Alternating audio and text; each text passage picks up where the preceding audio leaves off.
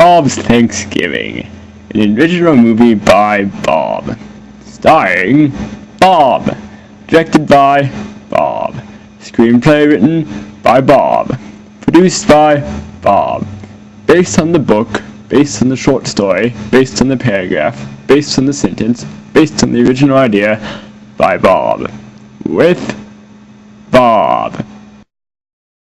Hosted by Ferdinand Schwarzini. Hello, Thanksgiving fans!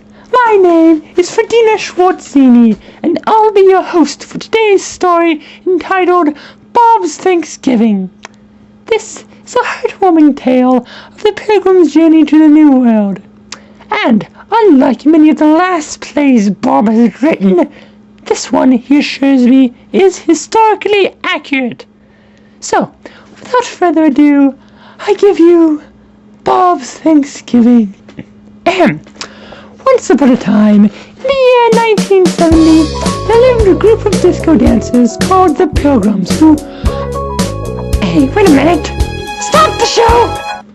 This isn't right! The Pilgrim's story takes place in 1620, not 1970!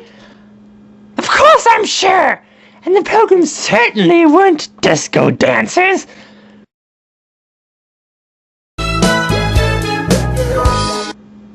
Okay, so I admit that they could have been disco dancers, but the possibility is very slim.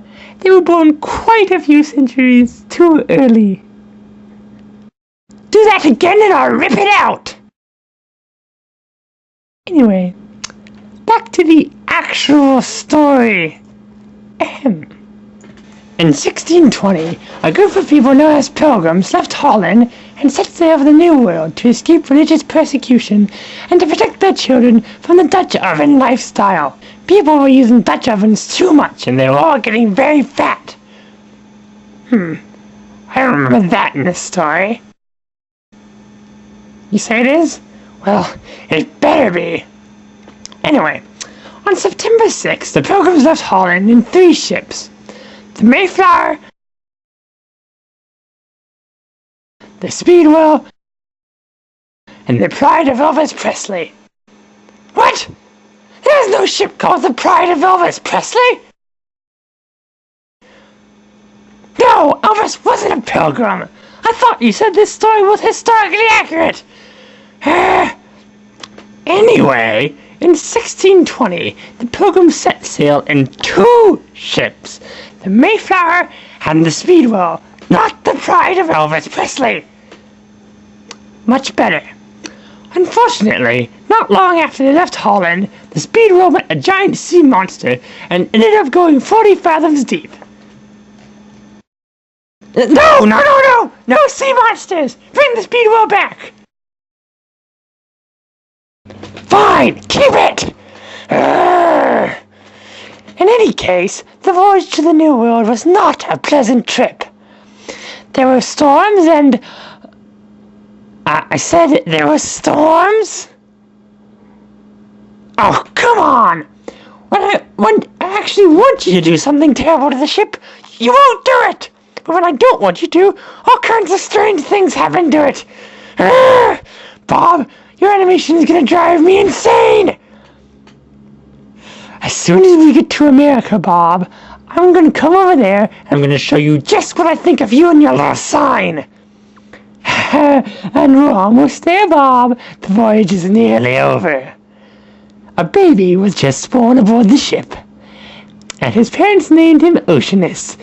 You know what that means? Here it comes, Bob. The Pilgrims reached Plymouth Rock on December 11th, 1620. And you know what happened when they got there, America, Bob? They went over there and... Commercial break!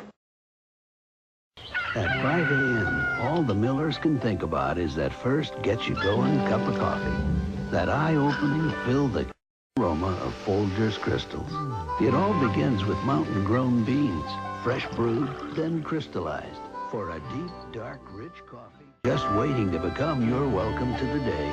There's no other coffee that kicks off the Miller's morning like Folgers crystals. Best part of waking up is Folgers in your cup.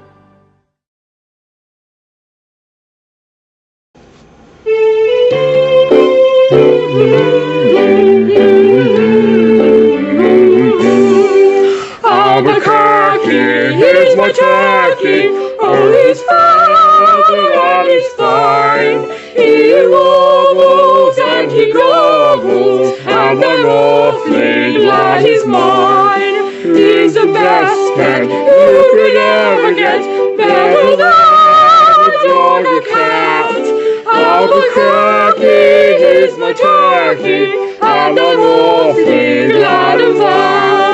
Albuquerque, he's my turkey, he's so cozy in his bed, because for Thanksgiving dinner we had scrambled eggs instead. Grumble? Grumble? And now a Thanksgiving poem entitled Turkey Gobble Gobble. When the turkey gobble gobbles, it is plump and proud and perky. When the people gobble gobble, they are gobbling up the... Stop! Don't finish that poem! I refuse to hear the end of it. There's only one thing that could rhyme with perky, and we already know what it is. We're going back to the story right now. Now, where were we? He's such a reporting. Ah! What is this monstrosity? What happened to the Thanksgiving story? Where are my notes? Oh, here they are. But I'm missing like 10 pages. These pages start when the Indians are meeting the Pilgrims. Where are the rest of my pages? Where's the rest of the story? We need the rest of it. Ah, great, just great. They're gone. Now there'll be a huge gap in the story. Shortly after the Pilgrims made contact with the first Indian, he returned with a friend of his, Grady Sizemore. So, C.C. Sabathia and Grady Sizemore were a great help to the Pilgrims. They taught them how to catch fly balls, pitch killer fastballs, and, in Grady's case, charm the ladies. They taught them what? This is completely wrong! There were no Cleveland Indians in the Pilgrims' time! No!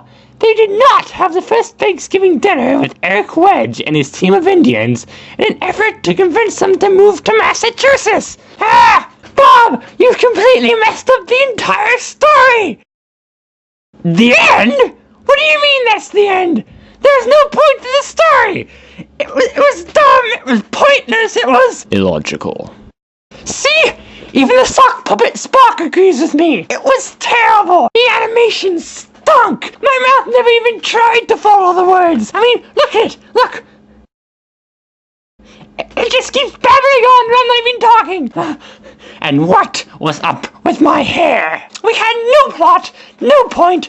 We didn't even get to eat any turkey. You are perhaps the worst director I've ever had the misfortune of working with in my entire life. It was terrible. It was awful. It made my head hurt. Do you know what he directed? Nightmares The one and only. This is gonna Genuine, scar me for life. original I'm gonna have to go to family the band. therapy. That's It's gonna what. pull my hair. And baby, This this is terrible. baby Why did I rape. even Way do this? below it.